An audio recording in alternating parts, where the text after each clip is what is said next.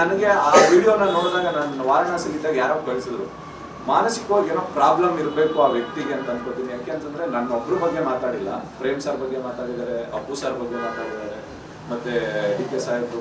Shivakumar sir ಬಗ್ಗೆ ಮಾತಾಡಿದ್ದಾರೆ, ಆಮೇಲೆ ಶ್ರೀಕಾಂತ್ ಸರ್ ಬಗ್ಗೆ ಮಾತಾಡಿದ್ದಾರೆ, ನಮ್ಮ ಧ್ರುವನ್ ಬಗ್ಗೆನೂ ಕೂಡ ಮಾತಾಡಿದ್ದಾರೆ. ಧ್ರುವನ್ ಬಗ್ಗೆ ಮಾತಾಡೋದು 100% ರಾಂಗ್ ಅಂತೀನಿ. ಯಾಕೆಂತಂದ್ರೆ ಅವನಿಂದ 2 ಸಿನಿಮಾ ಅವ್ರು ಮಾಡಿರೋ ಬಹದ್ದೂರ್ ಆಗ್ಬೋದು, ಇನ್ನೊಂದು ಭರ್ಜರಿ ಆಗ್ಬೋದು, ಅದರಿಂದ ಅವ್ರಿಗೆ ಕೋಟ್ಯಾಂತರ ರೂಪಾಯಿ ದುಡ್ಡು ಬಂದಿದೆ. ಯಾಕೆ ಅಂದ್ರೆ ಅವ್ರನ್ನ ನೋಡಿದಾಗ ಎಲ್ಲೋ ಫ್ರಸ್ಟ್ರೇಷನ್ ಹೋಗಿ ಮಾತಾಡ್ತಾ ಇದ್ದಾರೆ. ಹಂಗೆ ಮಾತಾಡಬೇಕು, ನಮ್ಮ ಹತ್ರ ದುಡ್ಡೇ ಕೇಳ್ಬೇಕು ಅಂತಂದ್ರೆ ಲೀಗಲ್ ವೇಲ್ ಹೋಗ್ಬೋದು, ಇಲ್ಲ ಅವ್ರು ಬ್ಯಾಂಕ್ ಥ್ರೂನೇ ಕೊಟ್ಟಿರೋದ್ರಿಂದ ನಮ್ಮನ್ನ ಬ್ಯಾಂಕ್ ಯಾವ ಮುಖಾಂತರ ಬೇಕಾದ್ರೂ ಕೇಳ್ಬೋದು. ಇದೆಲ್ಲ ನಾನ್ ಸೆನ್ಸ್.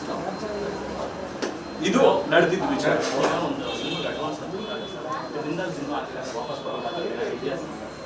ಕೊಡ್ಬೇಕು ಅಂತಿಲ್ಲ, ಬಟ್ ಆದ್ರೂ ನಾವು ವಾಪಸ್ ಕೊಟ್ಟಿದೀವಿ. ಅಂದ್ರೆ ಯಾವ್ದನ್ನ ಕೆಲಸ ಮಾಡಿರೋ ಅಮೌಂಟ್ ನ, ಯಾಕೆಂತಂದ್ರೆ ಎಲ್ಲರಿಗೂ ಕೆಲಸ ನಮ್ಮ ಕೈಯಿಂದ ಕೊಡೋದಿಲ್ಲ. ಈಗ ಪ್ರೊಡ್ಯೂಸರ್ ದುಡ್ಡು ಬಂದ್ರು ಲಾಸ್ ಆದ್ರು ಅದು ಅವ್ರಿಗೆ ಸೇರಿರುತ್ತೆ. ಈಗ ಕೆಲಸ ಮಾಡ್ತಾ ಇದೀವಿ ಅಂದಾಗ ಅಸಿಸ್ಟೆಂಟ್ ಡೈರೆಕ್ಟರ್ ಹಿಡಿದು ಆಫೀಸ್ ಖರ್ಚುಗಳೆಲ್ಲ ಅವರೇ ಮಾಡಿದ್ರು.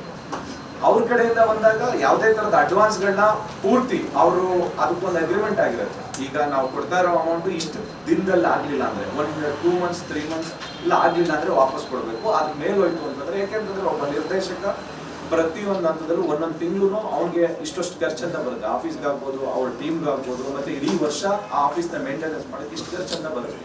ಆ ಖರ್ಚುಗಳನ್ನ ಮೇಂಟೈನ್ ಮಾಡೋದು ನಿರ್ದೇಶಕನ ಜವಾಬ್ದಾರಿ ಆಗಿರುತ್ತೆ. ಯಾಕೆಂತಂದ್ರೆ ಅಸಿಸ್ಟೆಂಟ್ ಡೈರೆಕ್ಟರ್ ನಾವು ಪ್ರೊಡ್ಯೂಸರ್ ಹತ್ರ ದುಡ್ಡು ಕೇಳಲ್ಲ, ಡೈರೆಕ್ಟರ್ ಹತ್ರ ಬಂದು ಕೇಳ್ತಾರೆ.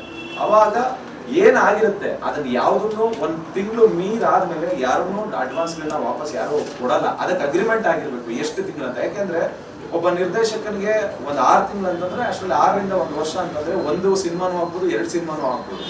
1 ಸಿನಿಮಾ 2 ಸಿನಿಮಾಗೆ ಅವ್ರಿಗೆ 4-5 ಕೋಟಿವರೆಗೂ ದುಡ್ಡು ಬರುತ್ತೆ. ಅಂತದ್ರಲ್ಲಿ ಇವ್ರು ಯಾವ್ದೋ ಒಂದು 10 ಲಕ್ಷ ರೂಪಾಯಿ ತಗೊಂಡು ಅಂದ್ರೆ ನಮ್ಮ ಲಾಸ್ನ ಯಾರು ಬೇರ್ ಮಾಡ್ತಾರೆ?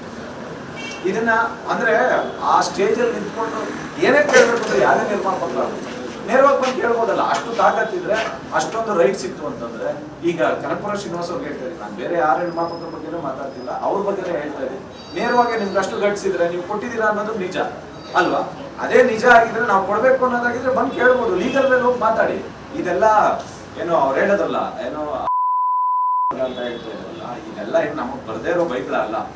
ಯಾಕೆಂತಂದ್ರೆ ಮಂಡ್ಯದಲ್ಲಿ ಹುಟ್ಟಿರೋರು, ಇದಕ್ಕೆಲ್ಲ ಮಾತೃಭೂಮಿ ಅದು.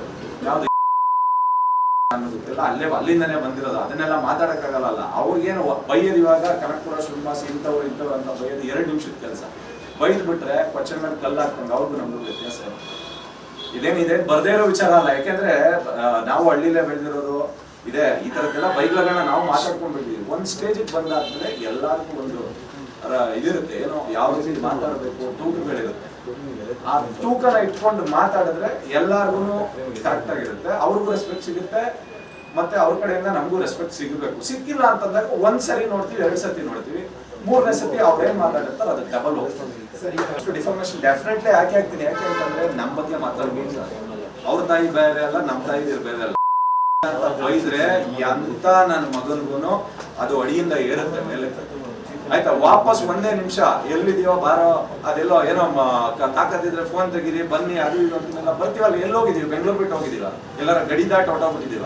ನಮ್ಮೂರು ಮಂಡ್ಯ ಹತ್ರ ಕೆರಗೋಡು, ನಾವು ಇರೋದು ನಾಗರಬಾವಿ ಹುಲ್ಲಾಳ್ ರೋಡಲ್ಲಿ, ಅಲ್ಲೇ ಇರ್ತೀವಿ. ಎಲ್ಲೋಗ್ತೀವಿ ನಾವು? ಅಂದ್ರೆ ಮಾತಾಡೋಕೆ ಒಂದು ಸ್ಟೇಜ್ ಸಿಕ್ತು, ಮೈ ಸಿಕ್ತು ಅಂತ ಮಾತಾಡೋಕೆ ಅಂತಂದ್ರೆ ನಾವು ಮಾತಾಡ್ತಾ ಇರ್ತೀವಿ. ಅಂದ್ರೆ ಮಾತಾಡಬಾರ್ದು ನಮ್ಮ ಬಗ್ಗೆ ಅಂತಲ್ಲ. ಇದು ಸಿನಿಮಾ ಅಂತ ಬಂದಾಗ ಪ್ರೇಮ್ ಸರ್ ಆಗ್ಲಿ, ನಾನಾಗ್ಲಿ, ಈಗ ಅಪ್ಪು ಸರ್ಗೆ ಏನೋ ನಾನೇ ಹೀರೋ ಮಾಡಿದ್ದು ಅಂತಂದ್ರು, ಅದೊಂದೇ ಒಂದು ವಿಚಾರ ನೋಡ್ಬಿಟ್ರೆ ಗೊತ್ತಾಗ್ಬಿಡುತ್ತೆ. ಯಾಕೆಂತಂದ್ರೆ 10ನೇ ವರ್ಷಕ್ಕೂ 8ನೇ ವರ್ಷಕ್ಕೂ 10ನೇ ವರ್ಷಕ್ಕೂ ನ್ಯಾಷನಲ್ ಅವಾರ್ಡ್ ತಗೊಂಡಿದ್ರು. ಅವತ್ತು ಇವರೇ ಹೋಗಿ ಹೀರೋ ಮಾಡಿದ್ರು, ಅವತ್ತು ಇವರೇ ಹೋಗಿ ಆರ್ಟಿಸ್ಟ್ ಮಾಡಿದ್ರು. ಪ್ರತಿಯೊಂದಕ್ಕೂ ಮಾತಾಡೋಕೆ ಒಂದು ನಾಲ್ಗಲ್ಲಿ ಒಂದು ಮಿತಿ ಇರಬೇಕು. ಇಷ್ಟೆಲ್ಲ ಆದ್ಮೇಲೆ ಮತ್ತೆ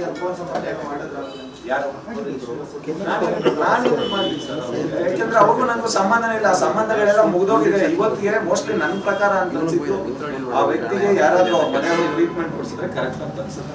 ಯಾಕೆಂತಂದ್ರೆ ಮಾನಸಿಕ ಅಸ್ವಸ್ಥತೆ ಅವ್ರು ಮಾತಾಡ್ತಾ ಇರೋದು ತುಂಬಾ ಚೆನ್ನಾಗಿ ಎದ್ದು ಕಾಣಿಸ್ತಾ ಇದೆ. ಯಾಕೆಂತಂದ್ರೆ ಪ್ರತಿಯೊಬ್ರು ಎಲ್ಲಾರ ಬಗ್ಗೆನೂ ಮಾತಾಡ್ತಾ ಇದ್ದಾರೆ.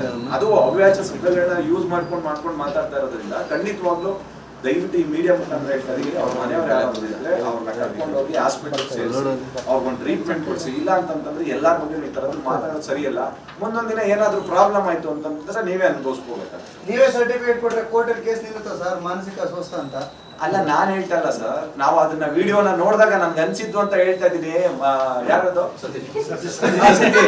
ನನ್ಗೆ ಅನ್ಸಿದ್ದು ಹೇಳ್ತಾ ಇದೀನಿ, ನಿಮಗ್ ನೋಡಿದಾಗ ಅನ್ಸಿಲ್ವಾ? ಯಾಕೆಂದ್ರೆ ನಾನು ಒಬ್ಬನ ಬಗ್ಗೆ ಮಾತಾಡಿದ್ರೆ ಓಕೆ ಇವ್ರಿಗೇನೋ ನನ್ಗೂ ಅವ್ರಿಗೂ ಇಶ್ಯೂಸ್ ಇದೆ ಅಂತ ಅನ್ಸುತ್ತೆ. ಪ್ರೇಮ್ ಸರ್ ಬಗ್ಗೆ ಮಾತಾಡ್ತಾರೆ, ಮತ್ತೆ ಇವ್ರಿಗೆ ಯಾರಿಗೂ ಕೆಪಿ ಶ್ರೀಕಾಂತ್ ಸರ್ ಬಗ್ಗೆ ಮಾತಾಡ್ತಾರೆ, ಧ್ರುವನ್ ಬಗ್ಗೆ ಮಾತಾಡ್ತಾರೆ, ಮತ್ತೆ ಅದಾದ್ಮೇಲೆ ಪುನೀತ್ ಸರ್ ಬಗ್ಗೆ ಮಾತಾಡ್ತಾರೆ, ಡಿ.ಕೆ ಸರ್ ಬಗ್ಗೆ. ಅಂದ್ರೆ ಎಲ್ಲರೂ ಒಂದೇ ಸತಿ ಕೆಟ್ಟವ್ರು ಆಗ್ತಾರೆ. ಮಾನಸಿಕ ಅಸ್ವಸ್ಥ ಅಂದ್ರೆ ಅವ್ರಿಗೆ ಪ್ಲಸ್ ಆಗ್ಬಿಡ್ತದೆ ಅಂತ ಹೇಳುದು. ಅಲ್ಲ, ನಾನೇನ್ ಹೇಳ್ತಾ ಇದ್ದೀನಿ ಅಂತಂದ್ರೆ ಇರ್ಬಹುದೇನೋ ಅಂತ, ನಾನು ಸರ್ಟಿಫಿಕೇಟ್ ಕೊಡ್ತಾ ಇಲ್ಲ, ಇರ್ಬಹುದೇನೋ ಅಂತ ಜಡ್ಜ್ ಮಾಡ್ತಾ ಇದ್ದೀನಿ ಅಷ್ಟೇ.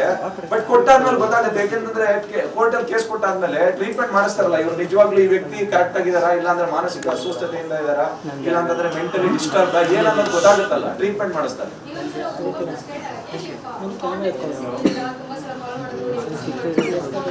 ಏನಕ್ಕೆ ಮಾಡ್ಬೇಕು ಮೇಡಮ್? ನಾನು ದುಡ್ಡೇ ಕೊಡ್ಬೇಕಾಗಿಲ್ಲ ಅಂದ್ರೆ ಯಾಕೆ ಮಾಡ್ಬೇಕು?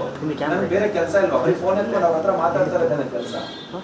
ನಾನೇನು ಕೊಡ್ಲೇಬೇಕಾಗಿಲ್ಲ ಅಂದ್ರೆ ಏನು ಮಾಡ್ಬೇಕು? ಕೊಡ್ಲೇಬೇಕು ಅಂತಂದ್ರೆ ಲೀಗಲ್ ವೇಲ್ ಹೋಗಿ ಅಲ್ವಾ?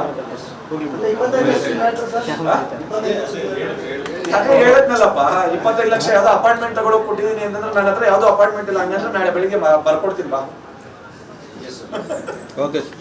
ಆಯ್ತಾ?